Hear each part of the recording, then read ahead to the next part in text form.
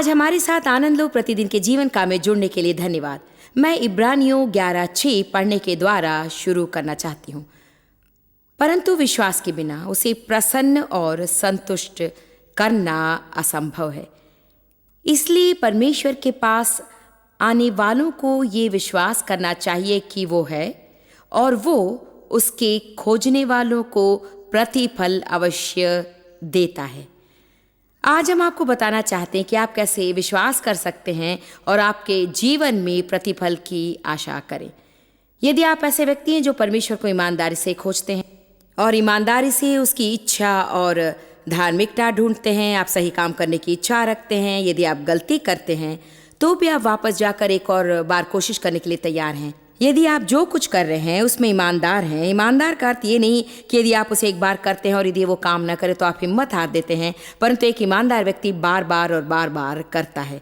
Bible प्रतिज्ञा करती है कि ईमानदार होने का प्रतिफल है। अब बैठकर आप एक और सामर्थ्य पाठ सीखें जो मैंने ग्रीन्सबरो नॉर्थ कैरोलिना में सीखा था। आगे बढ़ें और बढ़ते चले जाएं। जब आप सही काम करना सीख लेंगे तब उसे करने लगिए और मन में ठान लीजिए कि आप उसे करेंगे करेंगे करेंगे करेंगे और थक जाने पर आप प्रभु से और अधिक अनुग्रह पाकर उसे फिर से करने लगेंगे। गलती करेंगे तो आप खुद को संभाल कर गलती को सुधारते हुए उसे दोबारा आरंभ करेंगे। आपको शैतान से एक बात कहनी चाहिए, चाहे तू मेरे साथ कुछ भी कर, मैं हिम्मत नहीं हारूंगा और कभी छोड़ूंगा नहीं। मैं अपने विश्वास से कभी पीछे नहीं हटूंगा, अपनी पीठ यीशु की ओर कभी नहीं फेरूंगा। मैं जो सही है वही करूंगा और मैं जानता हूं कि मुझे आगे बढ़कर निश्चय ही सही परिणाम अवश्य प्राप्त होंगे, क्योंकि परमेश्वर कोई मनुष्य नहीं कि झूठ बोले। आमीन। आज यहाँ बहुत से लोग हैं और बहुत से लोग टीवी पर देख रहे हैं जिन्होंने लंबे समय से इसका अनुभव किया है। मेरे कहने का अर्थ है कि डेव और मेरी तरह आप भी परमेश्वर के वचन पर विश्वास करते आए हैं और आप भी मेरी तरह गवाही अवश्य दें यदि आप वचनों में काम करते रहे, वचन काम करता है कि नहीं। कितने लोगों ने परिश्रम करके अपने जीवन में आश्चर्यजनक और महान बदलाव देखे हैं, परंतु ये सब एक ही रात में नहीं हुआ है ना। 28 साल पहले परमेश्वर ने मुझे सेवकाई के लिए बुलाया और मैंने सोचा मैं ऐसी सेवकाई करूंगी और मैं नहीं जानती थी कि मैंने क्या सोचा। अगले दिन सुबह उठते ही लोकप्रिय हो जाऊंगी, मैं नहीं जानती थी, परंतु मैं अकेलेपन और शून्य वर्षों से होकर जा रही थी। प्रभु मुझसे व्यवहार करता रहा और मुझसे निपट कर मुझे बदलने लगा और बदलने लगा और मेरी धारणा को बदलने लगा। मुझे उन बातों से होकर ले गया जो मेरे लिए कठिन और मुश्किल, असंभव और अन्याय सा लगता था। लोग मेरे विरोध में आते थे, मेरा न्याय करते थे, वगैरह वगैरह वगैरह। और मैं आपसे कहूँ ये कोई मजाक या खेल नहीं था, परंतु मेरी गवाही मैं भी यही हूँ। आमीन। मैं आपसे कुछ कहूँ, ये गवाही रखना अच्छा है। सब लोग कहें मेरी गवाही ये है कि मैं अभी भी यहाँ पर हूँ। ठीक है।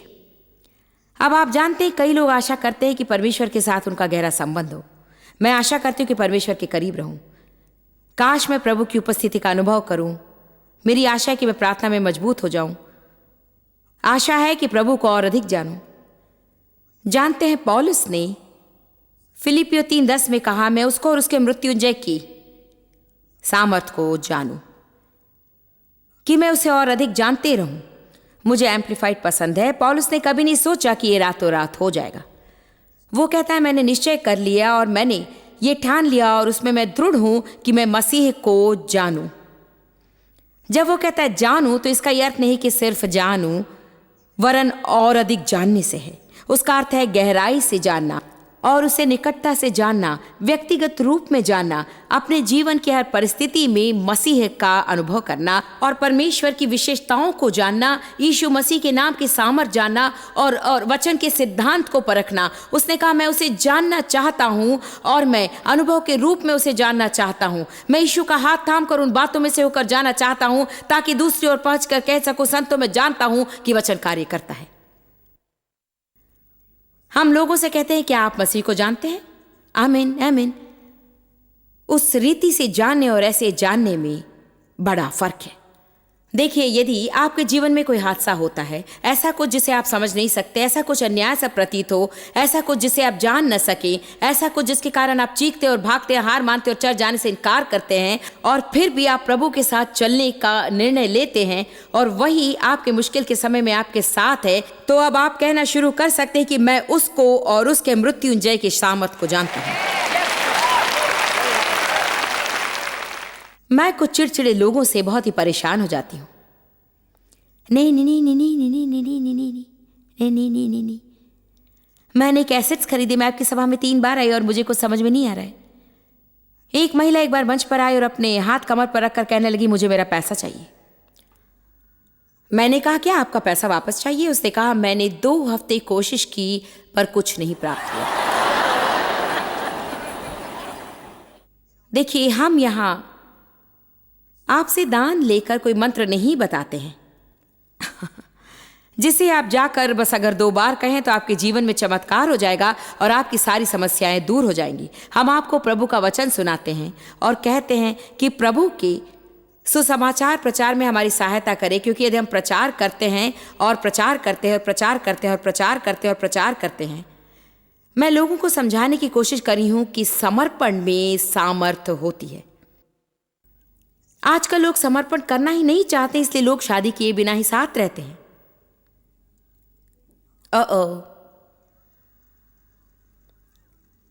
मेरी कितनी हिम्मत कि मैंने अंतर्राष्ट्रीय टीवी पर ऐसी बात कह दी। लोग पहले कोशिश करके देखना चाहते कि उन्हें वो पसंद है या नहीं। समर्पण नहीं, वे किसी बात पर वचनबद्ध होना नहीं चाहते, वे कलीसिया के प्रति समर्पित नहीं होना चाहते हैं। और मुसाफिर की तरह वे एक जगह से दूसरी जगह पर जाते हैं और आप में से कुछ लोग इतनी कलीसिया में जा चुके हैं कि आप उनकी गिनती अपनी उंगलियों पर भी नहीं कर सकते हैं, क्योंकि जब कभी ऐसा हो जाए जो आपको अच्छा न लगे, आप वहां से निकल कर और कहीं चले जाते हैं। और देखिए, साहस से काम लेने का यह अर्थ नहीं कि मैं छोड़ देता हूं। जो मुझे चाहिए वो आप नहीं दे रहे हैं, मैं जा रही हूं, मैं यहां नहीं रहूंगी। मुझे आपके साथ रहना अच्छा नहीं लग रहा है, मैं जा रही हूं। ऐसा अनुभव आपको हुआ कि प्रभु ने आपको कहीं रखा और आप किसी दूसरे की भलाई करें और वहां रहने में आपको कोई लाभ नहीं होता है? ओ कैसा लगेगा यदि आप अपने घर के सामने बड़े अक्षरों में लिखे, ये सब मेरे लिए नहीं है। आमीन। कुछ दिनों पहले मैं अपनी परिचित महिला से बातें कर रही थी, जो कि ऐसी है जो अकेले रहने में आनंद लेती है और किसी का अधिक ध्यान नहीं रखती थी। वो लोगों को चाहती है, परंतु जितनी जल्दी हो सके उतनी जल्दी अकेले घर में जा बैठती है, हस्तक्षेप भी नहीं करती और नहीं चाहती कि प्रभु उस क्षेत्र में उससे व्यवहार करे। मैंने कहा, क्या कभी ऐसा हुआ है कि प्रभु की इच्छा होती है कि आप किसी काम में शामिल होकर दूसरों की भलाई करें? ये एक प्रकाशन है। आमीन। कितने लोग ऐसा सोचते हैं? हम सदा सोचते कि यदि हमारे काम की बात ना हो तो हम उसे क्यों करें, परंतु सब कुछ हमारे लिए नहीं है। जब आप शादी करते वो सिर्फ आपके लिए नहीं होता है। ये नहीं कि आप मुझे खुश नहीं रखते, आप मेरी उन्नति नहीं कर रहे, आप मुझे सुधार नहीं रहे, आप ये नहीं और आप वो नहीं है। आखिर आप क्या कर रहे हैं? आमीन। मुझे याद है एक बार मैंने प्रभु से कहा, मुझे कब इससे कोई लाभ होगा? उसने कहा, जब तुम इसके लिए कुछ करोगी।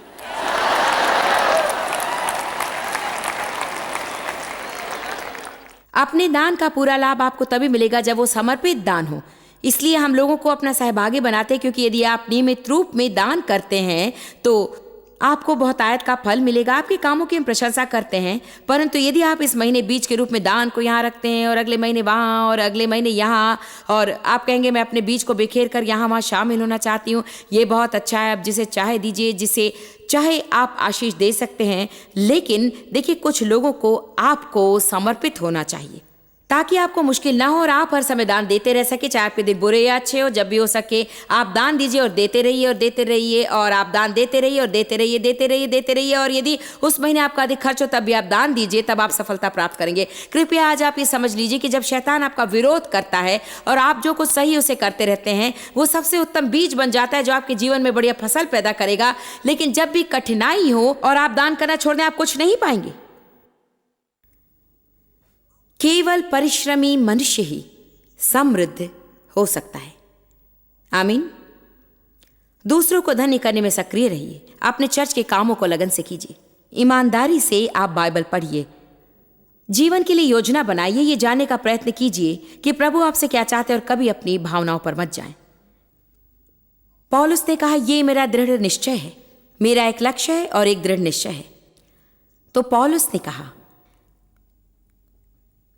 फिलिपियो अध्याय 10 पद 3 में कि मैं उसको और उसके मृत्युंजय की सामर्थ को और उसके साथ दुखों में सहभागी होने के मर्म को अच्छी तरह से जानूं और उसकी मृत्यु की समानता को प्राप्त करूं ताकि मैं उसके दुखों में सहभागी हो सकूं। ओ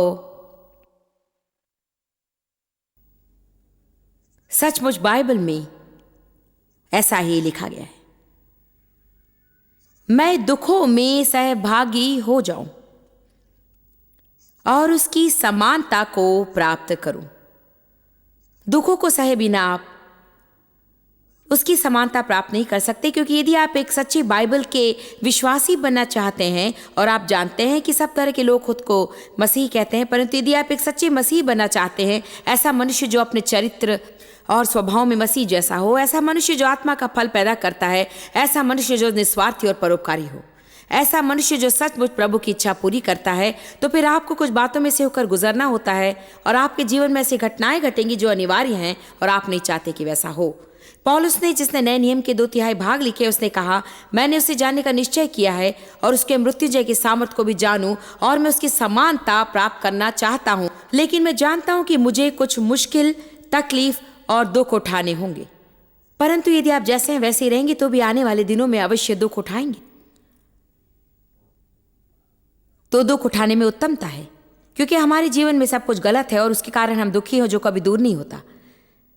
गलती को सुधारने के लिए दुख सहना अच्छा है, क्योंकि अंत में हम विजय और आजादी प्राप्त करेंगे, जिसके कारण हमें जीवन में लगातार दुखी रहना नहीं होगा। मैं एक उदाहरण बताती हूं, मैं कई उदाहरण बताती हूं, परंतु अभी अभी मैंने कलीसिया में ये उदाहरण बताया है। प्रभु के साथ आरंभ में जब चल रही थी, प्रभु ने मुझे धूम्रपान छोड़ने के लिए कहा। मैं धूम्रपान पर ही जोर नहीं दे रही हूं, मैं जानती हूं कि यहां भी कुछ लोग हैं जो धूम्रपान करते हैं, और मैं सोचती हूँ कि सिगरेट पीने से कोई नर्क में नहीं जाएगा, परंतु मैं नहीं सोचती कि वो आपके लिए लाभदायी है और इससे आपकी गवाही को चोट पहुंच सकती है। ऐसे बहुत से लोग हैं जो सच में मानते हैं कि ऐसी बातें बुरी होती हैं। प्रेरित पौलुस कहता है कि कभी कभी हालांकि हमें कुछ करने की आज़ादी होती है, हमें दूसरे लोगों के लिए वो नहीं करना है। पहली बार जब डेव और मैं सेवकाई में आए, तब प्रभु ने हमें किसी भी प्रकार की शराब या नशीले पदार्थ का सेवन करने से मना किया था। खैर, हमारी पृष्ठभूमि ऐसी थी, मतलब हमारे चर्च की पृष्ठभूमि, जहाँ शराब या कुछ और खाने पीने के बारे में लोग कुछ बुरा नहीं सोचते थे, और प्रभु ने हमें ये सब करने से मना किया। उसने हमें ये कहकर समझाया कि हालांकि हफ्ते में एक बार एक गिलास शराब पीना शायद तुम्हारे लिए कुछ गलत ना लगे, मैं तुम्हें ऐसी जगह पर रखने जा रहा हूँ जहाँ के लोग यदि तुम्हें शराब पीते हुए देखेंगे तो तुम्हारी बातों को नहीं सुनेंगे या मानेंगे। इसलिए मैं चाहता हूँ कि मेरे लिए तुम इन बातों को छोड़ दो, क्योंकि मेरी यही इच्छा है। कभी कभी प्रभु आपसे ऐसा कुछ करने को कहेगा जो आपसे संबंधित भी नहीं रहेगा। इसलिए यहाँ पर मैं बहुत आध्यात्मिक बनने की कोशिश नहीं कर रही हूँ और ये नहीं कह रही हूँ कि प्रभु की सेवा करने के लिए आपको क्या करना है और क्या नहीं करना है उसकी सूची तैयार करनी चाहिए। कभी कभी कुछ धार्मिक संस्थाएं अलग अलग बातों की सूची तैयार करके उन्हें गलत बताती हैं, जैसे आप मेकअप नहीं कर सकते, आप ये नहीं कर सकते। सच में इसका कोई वचन का आधार नहीं है। अभी हम व्यवस्था की आत्मा के अधीन नहीं हैं, हम आत्मा के अधीन हैं। पाप और मृत्यु की व्यवस्था से हम छुड़ाए जा चुके हैं, परंतु हम आत्मा की व्यवस्था का पालन करते हैं। मतलब यदि प्रभु धूम्रपान छोड़ने के लिए कहता है तो छोड़ दें, यदि और कोई आदत छोड़ने के लिए कहे तो छोड़ दो। ऐसी बहुत सी बातें जो लोग टेलीविजन पर देखते हैं, अपने मित्रों के साथ में फिल्म देखने जाते हैं, और मैं ऐसे कई लोगों को सेवकाई में देखती हूँ जो फिल्म देखते हैं जिसे देखने से प्रभु ने मुझे मना किया। आज मैं आपसे कह रही हूँ, यह ऐसी बात नहीं कि आप जो कर सकते हैं करें। बात यह है कि आपको अपने जीवन में पवित्र आत्मा की अगुवाई का पालन करना है, क्योंकि जब आप प्रभु के सामने खड़े होंगे तब वो आपके बारे में ही पूछेगा, दूसरों के बारे में नहीं।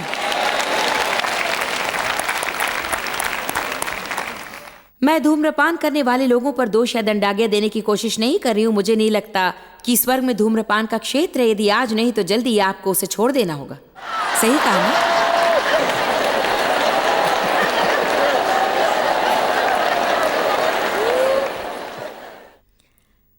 मेरा अर्थ है कि जब से प्रभु ने मुझे धूम्रपान करने से मना किया, और तब से जब भी मैं सिगरेट पीती तो मुझे दोष महसूस होता। हर रोज मैं दोष का अनुभव करती थी। अपने मसीह मित्रों से छिपकर मैं धूम्रपान करती, क्योंकि मुझे बुरा लगता था। चर्च की आराधना खत्म होने पर मैं अपनी कार के आगे की सीट पर बैठकर सिगरेट पीती।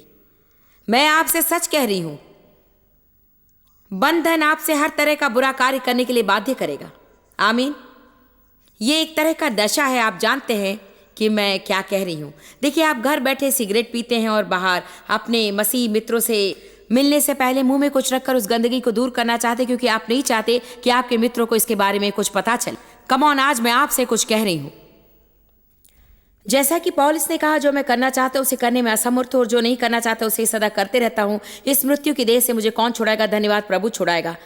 हम खुद को छुड़ा नहीं सकते, हमें प्रभु की मदद चाहिए और हमें प्रार्थना करके उसे मदद मांगनी है, परंतु हमें अपना भाग करना है। कभी कभी हमारा भाग इतना ही है कि हमें दुख सहने के लिए तैयार रहना है। यदि आप कुछ समय के लिए दुख सहने के लिए तैयार होकर कहे कि एक दिन और मैं इसे सह सकता हूं, तो फिर आप ऐसी स्थिति में आ जाएंगे जहां आप खुद से मुक्त हो सकेंगे। हाँ, मैं धूम्रपान छोड़ने की कोशिश करती, परंतु वो छोड़ नहीं पाती। मैं छोड़ देती और फिर से शुरू करती, उन्हें छोड़ देती और उन्हें फेंक देती और फिर से उन्हें ढूंढ निकाल कर कार की अगली सीट पर लेटकर सिगरेट पीती। लोग सोचते थे कि कार में आग लग गई है, क्योंकि सच में कार में इतना धुआं रहता था। मैं रविवार सुबह कलीसिया में जाकर भविष्यवाणी करती और फिर दौड़कर कार की सीट पर लेटकर सिगरेट पीती। कितने लोग जानते हैं कि जो कुछ आप गुप्त रूप में करना चाहते हैं वो सच में गलत बात है। ओ अच्छा है कि आप इसे दोबारा सुने। जो कुछ आप गुप्त रूप में करना चाहते हैं वो सच में गलत काम होता है। आमीन। इसलिए प्रभु मुझसे व्यवहार कर रहा था और मैं जानती थी कि मेरे जीवन में प्रभु का बुलावा है और मैं गलती कर रही हूं। आपको ये बात बताने का कारण यह है कि प्रभु ने अंत में मुझसे कहा, अच्छा, यदि इसे छोड़ दोगी तो थोड़े समय की मुश्किल होगी, परंतु यदि नहीं छोड़ोगी तो कभी भी मुश्किल से छूट नहीं सकोगी, क्योंकि गलती का जो एहसास मेरे दिल में था वो मेरी उस शारीरिक पीड़ा से कुछ ज्यादा ही था जो धूम्रपान छोड़ने पर सहना होगा। वो आसानी से दूर हो जाएगी। सच में 1 महीने मुझे उसकी याद भी नहीं आई। तब भी ऐसा समय था जब शायद 1-2 साल के बाद जब मुझे गुस्सा आता तो सबसे पहले मुझे लगता था कि मुझे सिगरेट चाहिए। यदि आप भी धूम्रपान करते तो मेरी बात अच्छी तरह से समझ जाएंगे। कितने लोगों ने धूम्रपान छोड़ दिया है? अच्छा, कितने लोग आज इसे छोड़ना चाहते हैं? ठीक है, आज हम आपके लिए प्रार्थना करेंगे। मैं आपको दंड नहीं दूंगी, बस प्रार्थना करूंगी। मैं जानती हूं कि वो कैसा होता है। अभी भी कितने लोग ऐसे जो धूम्रपान करते हैं और उससे परेशान हैं। ठीक है, अब प्रभु मेरे द्वारा आपसे बातें कर रहा है। देखिए, इससे छुटकारा पाने के लिए आपको कुछ समय के लिए दुख सहना होगा, परंतु खास बात है, मेरी सुनिए, वो दुख सदा के लिए नहीं रहेगा, वो अधिक समय के लिए नहीं रहेगा। दिन के बाद दिन कम होता जाएगा, थोड़ा थोड़ा करके हट जाएगा। उसके बाद परेशान होने से जब आपको बुरे दिन देखने पड़ेंगे, लेकिन सब ठीक हो जाएगा। यही बात वजन घटाने की भी। आप भूखे नहीं मरेंगे, आप मरेंगे नहीं। हम में से अनेक के शरीर में अधिक दिन रहने के लिए काफी चर्बी है।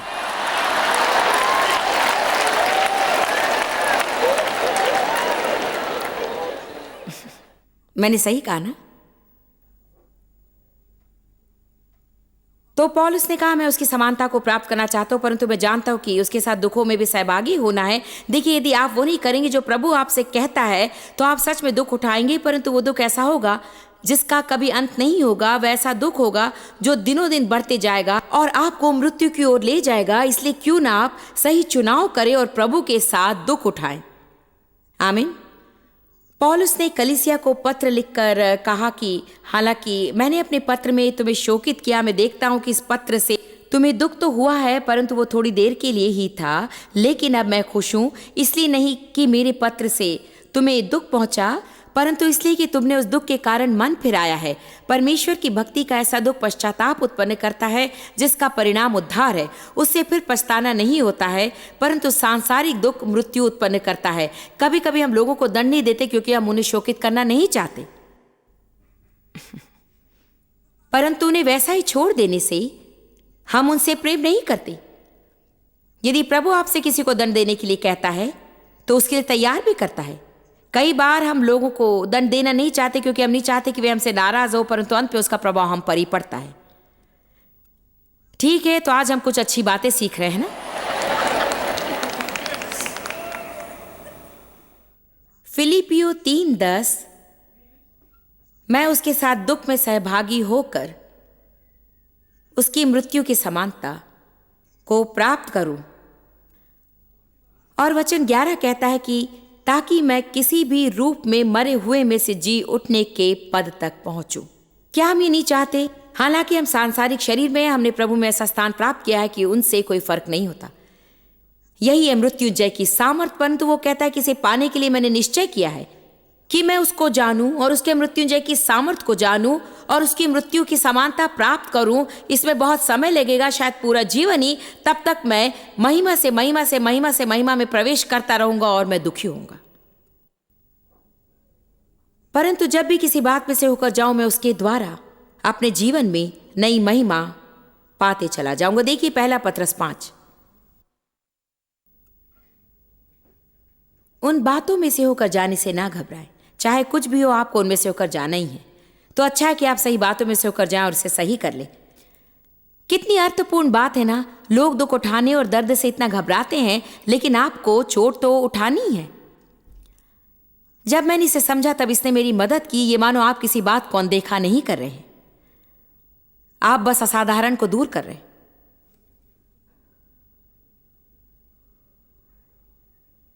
पहला पत्रस 5:9 में बताता है कि शैतान डटा रहता है, विश्वास में दृढ़ रहा उन लोगों के विरोध में। जड़ पकड़ें, स्थिर हो जाएं, मजबूत हो, अटल हो। और एम्प्लीफाइड कहती है कि निश्चित हो जाए। ये जानते हुए कि तुम्हारे भाइयों के लिए भी यही दुख रखा है, पूरे संसार के सब मसीही लोगों के लिए। वचन 10। और कुछ समय दुख उठाने के बाद भी सारे अनुग्रह का प्रभु, जो सारी आशीष और कृपा उंडेलता है, जिसने तुम्हें अपनी अनंत महिमा में यीशु मसीह में बुलाया है, वो स्वयं इसे पूरा करे और तुम्हें जो होना चाहिए वो बनाए। वो तुम्हें स्थापित करे और सुरक्षित और मजबूत करे और तुम्हें स्थिर करे। हमें थोड़े समय के लिए दुख क्यों उठाना है? जानते हैं मैं क्या सोचती हूँ कि ये क्या है? मैं सोचती हूँ कि ये साबित करता है कि आप गंभीर हैं या नहीं।